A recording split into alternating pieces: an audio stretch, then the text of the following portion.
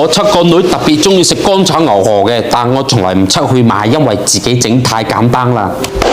又嚟啦，妹妹！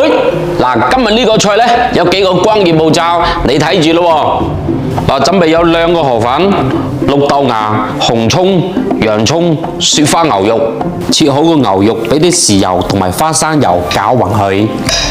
我哋先將啲牛肉同香咁煎熟佢，再撈出嚟。嗱，炒河粉點先唔會黐鑊呢？先燒熱個鑊，俾啲油落去攞下佢，再加入河粉。拍視頻唔容易，俾個愛心支持下你，唔該晒大家。啲粉要細火慢慢咁炒熱佢，俾啲鹽、豉油、老抽調下色。